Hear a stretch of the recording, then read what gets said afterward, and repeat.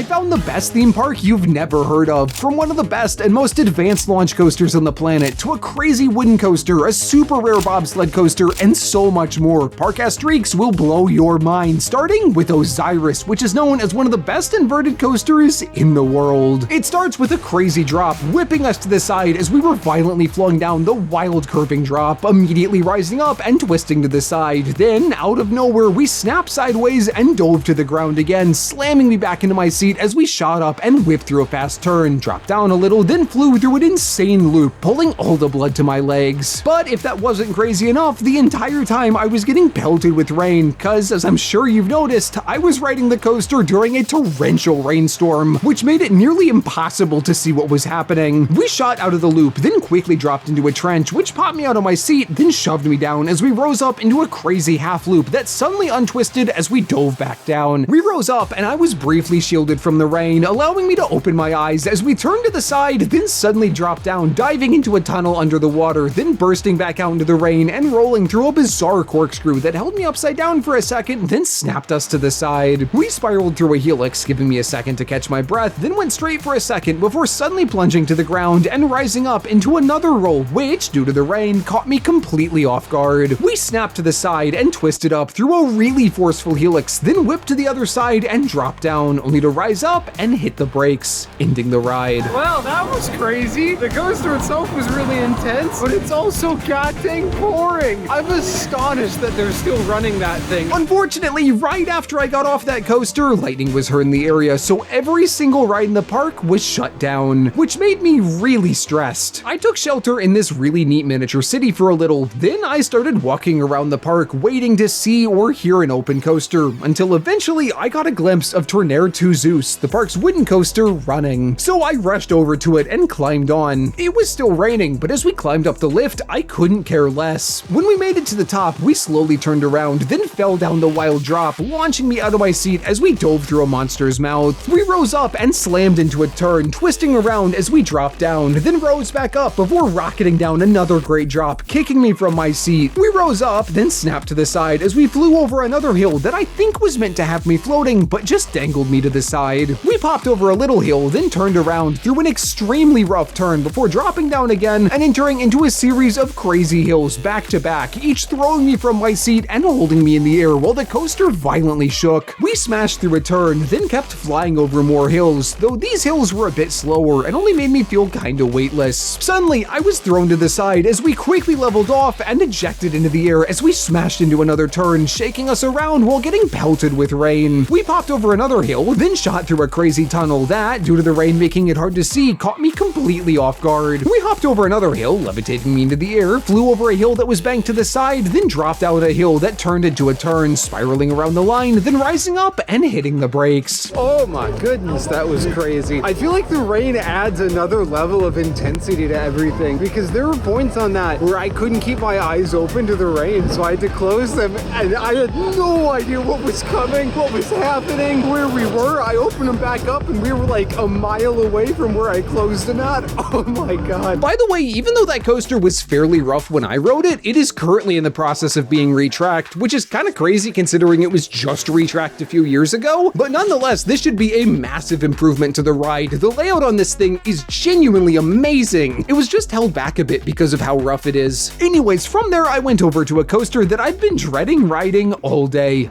Guderick's, which despite going upside down 7 times and looking really cool, is infamously one of the worst roller coasters on the planet. Thankfully, when I made it to the station, I saw that they'd replaced the old over-the-shoulder restraints with new vest restraints, so it can't possibly be that bad, right? No, it's pretty bad. Things immediately became concerning when I was told I had to put my bags at my feet, which for a coaster that goes upside down a ton doesn't seem like the greatest idea, but I figured it was probably fine as we started climbing up the very slow lift. At the top, we dropped down a little, then slowly turned around before coming to the drop, which didn't lift me out of the seat, but it did lift my bag. While I was panicking about the bag, we were rising up, then we got snapped to the side and held upside down for a second before falling back down, only to immediately shoot up, slamming my head into the restraints. Ow, my head! We went upside down again, then dove back towards the ground, again slamming my head. Ow, my head! I had a brief moment to come to my bearings as we made our way to the next element, then rose up and whipped upside down as we dropped down, brutally shaking me around as I was being slammed into my seat. We skimmed across the water, then rose up and again brutally twisted to the side as we dropped down, then rose up into a slow loop, stalling out upside down, then whipping me through the rest of the loop. Thankfully, I had plenty of time to recover after that as we slowly rose up, then spiraled down, which suddenly turned into a double corkscrew, rolling us upside down, stalling out, then doing it all over again, all the while, of course, being roughly shaken around. We rose up, turned around, then hit the brakes, ending the coaster. That wasn't as bad as a lot of people say. Now, to be fair, I wasn't really paying attention to the coaster itself. I was more so panicking about my bag being gone, but I didn't think it was like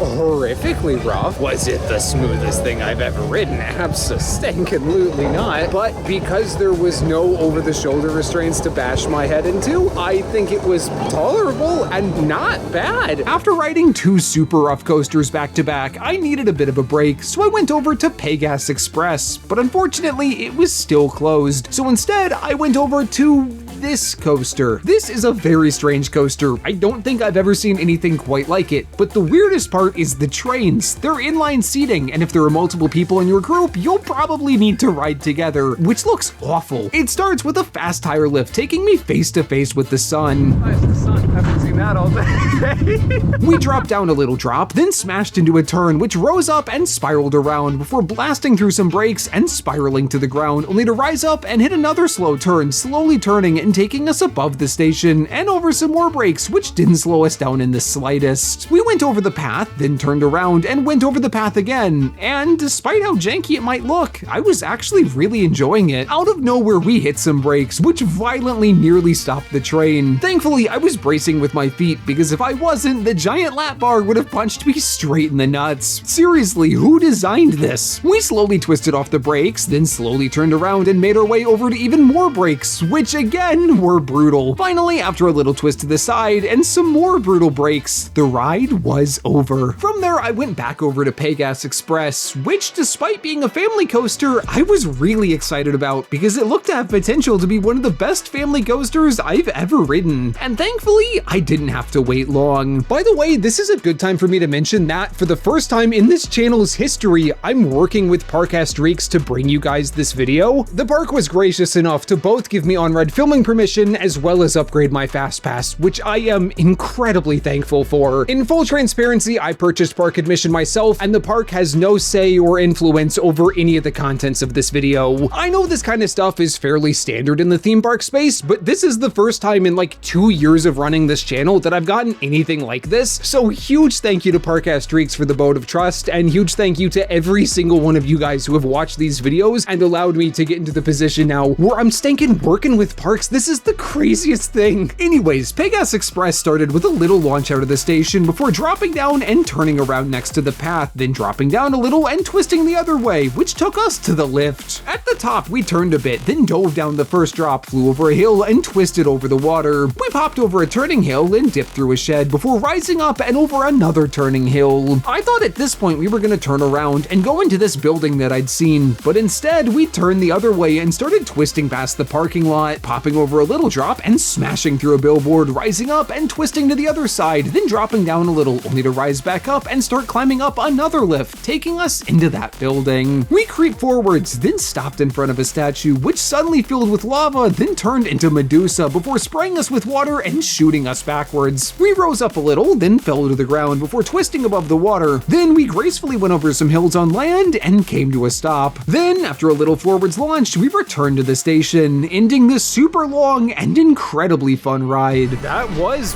one of the best family coasters I've ever ridden. It did dang near everything perfectly. The launches were good. Now, obviously not insane. It is a family coaster. The backward section was fun, like actually one of the best backward sections on any coaster I've ever ridden. That was a fantastic family coaster. From there, I went a bit deeper into the park and over to the park's newest coaster, Sea Automatics, which I had weirdly heard nothing about. It starts with a weird drop, diving down, then immediately flattening out, only to rise back up and snap to the side, turning us sideways and sending us down the drop. We shot back up and over a little hill, then twisted to the side and rose up into the brakes, which barely slowed us down before we hit a hairpin turn, flipping us sideways again and sending us us down a drop, which made me feel slightly weightless. We rose back up and went through a few twists, spinning me backwards as we hit a launch, which is something I don't think I've ever experienced on a spinning coaster before. It wasn't terribly forceful, and I don't think it added any extra speed, but it was pretty neat. We rose out of the launch and up a little hill before dropping into the second half of the coaster, which is so much better than the first. We spiraled down and shot through a building, then rose up and over a high turn, which somehow started spinning us. So as we rose up into the building, I had no idea what was happening. We spun over the station, then fell down a decent drop. We hopped back up, then snapped to the side and twisted around, somehow making the coaster spin even faster in the process before we rose up and hit the brakes. But that didn't stop the spinning. We kept spinning for another like 30 seconds until something finally stopped us and we made our way back into the station. Oh my goodness, that was actually so fun. Maybe it's just because I went in with bottom of the barrel expectations because nobody's ever really talked about it, but that was incredible. Both of those were really good family coasters that I feel the entire family could enjoy, but the park does still have one more coaster that's much more designed for little kids. I normally wouldn't cover stuff like this on this channel, but I need to talk about this for a second because this thing's actually stinking awesome. So let's try to ignore the fact that this is very clearly being filmed a few hours after everything else. I definitely did not forget this ride existed until the last like 15 minutes of the day, and I'm just now rushing to record this. No, not at all. I wouldn't do that. I'm great at remembering. We dropped off the lift and down a weird drop that only picked up speed halfway down, then rocketed forwards and up a little before slowly turning around, twisting the other way, then blasting through the station. And this is where it starts to get shockingly good. The coaster does a few laps, so the station didn't slow us down. Instead, we shot forwards and slammed into a genuinely wild turn, throwing me to the side with a ton of force, then whipping me back only to slam me again. I cannot put into words just how much this caught me off guard. Oh my god,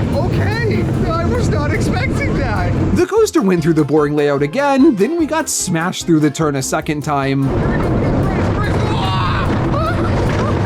Oh my god, that's so crazy. I'm not even focusing. I'm being so serious, that's actually crazy.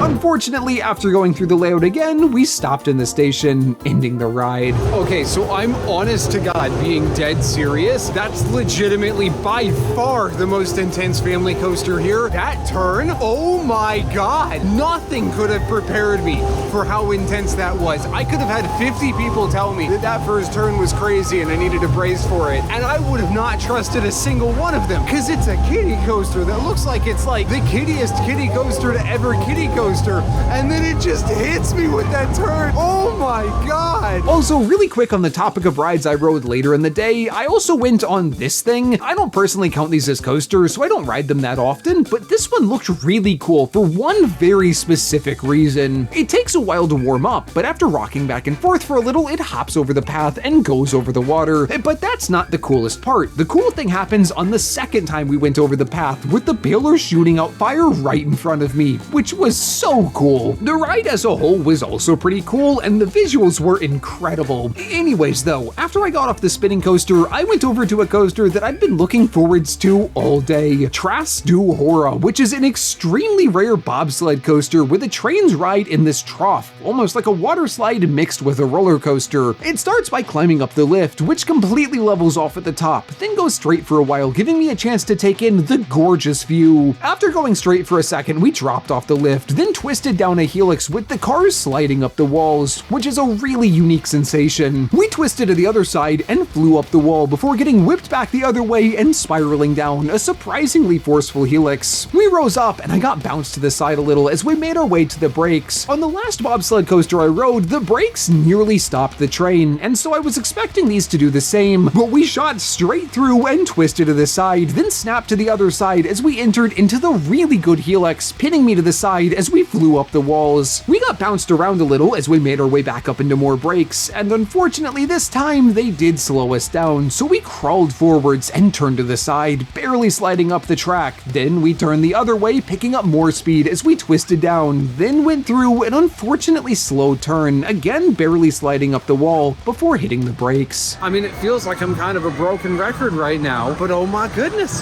that was amazing. I love bobsled coasters, and that was easily the best bobsled coaster I've ever ridden. Anyways, after that, all that was left to ride was Toutatis, which looked to be a combination between two of my favorite coasters, Pantheon at Busch Gardens Williamsburg and Velocicoaster at Islands of Adventure, all combined with an insane level of theming. The theming park-wide was incredible, but the area by Toutatis was on another level and got me so hyped to ride. So here's one. I brought something up like this in the last episode of this series where I was at Thorpe Park and did Hyperia. This is one of those coasters that I watched the full construction of it, I watched first reactions to it, but I never really paid attention to it because I never thought that I would be able to actually ride it. Like, this is one of those ones that I've always kind of had written down near the top of the bucket list, like, oh, if I ride this, there's a pretty reasonable shot it's gonna become my new favorite coaster, but I'll never get to ride it. Well, I'm gonna go and goddamn ride it, and there's a very reasonable chance that it's gonna become my new #1 coaster. And thanks to the fast pass the park gave me, I was able to walk right on. Toutatis starts with a little drop out of the station and into a punchy launch, throwing us forwards through a really cool trench. We shot up and twisted to the side, then rolled the other way, holding us upside down for a second. We turned around, then popped over a wonky hill, tossing me from my seat. Then we went over another one and ducked into a trench, snapping to the side, dropping down a little and hitting a second launch, blasting us forwards and over a hill that lightly lifted me out of my seat before dropping down into another launch that shoved us up a huge hill. We didn't have enough speed though, so we rolled back and hit the launch again, throwing the train backwards and over that hill, which ejected me into the air with a crazy amount of force. I was shoved back into my seat as we hit the launch again, then popped over a little hill, ejecting me airborne. Now remember that little turn right before we entered the trench? While we were launching forwards, it slid to the side, so instead of going back through the first part, we flew backwards and rose up a huge spike. I felt weightless as we ascended up. Then we started plummeting back towards the ground, falling back into the trench again, ejecting me into the air, then launching forwards even faster and blasting over that hill, kicking me into the air with an unbelievable amount of force before we launched again and rocketed up the top hat, throwing me out of my seat, then really slowing down, which was fairly disappointing. Elements like these normally pin you into the lap bar and hold you there for multiple seconds, but this one was taken so slow that it was almost kinda boring, at least compared to the amazing sequence of elements that came before it, though the drop off the top hat was still really good, kicking me into the air as we fell to the ground. We hopped over a small hill, tossing me into the air, then twisted up and flipped into a crazy zero-G stall, holding me floating out of my seat for ages before snapping to the side and turning around through a turn that, halfway through, somehow popped me airborne, then continued to turn. We flew over a wild hill, violently ejecting me into the air, then holding me there for a second before diving down, flying over a twisting hill that whipped me to the side and into the air, then rising up into a weird turn that kind of dangled me sideways, then popped me into the air on the way out, curling around the line, then whipping through a crazy roll, somehow throwing me from my seat while upside down. We flew through a big turn, then popped into the brakes, through some very powerful hills, ending the ride. Oh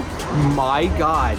I don't even know what to say after that. I'm still trying to process what just happened. I had very high expectations for that coaster, like almost too high, and somehow it just completely exceeded them. Like, it is not even close to my expectations, and I mean that in the best way possible. I'm gobsmacked. I'm blown away. I'm flabbergasted. By the way, this is video 3 of an 11 video long European theme park series, and across every park we visit, I'm making an overall top 5, so by the end we'll know what the best rides in Europe are. After my last video from Thorpe Park, this was the list, but of course, Parc Astrix is gonna add some new rides to the list, with Osiris taking the number 4 slot. I was initially a bit conflicted whether Toutatis was better than Hyperia, but after a few back row rides, it comfortably slid into the number 1 spot. To see me talk about Hyperia, as well as a few other insane coasters, you should check out this video from Thorpe Park.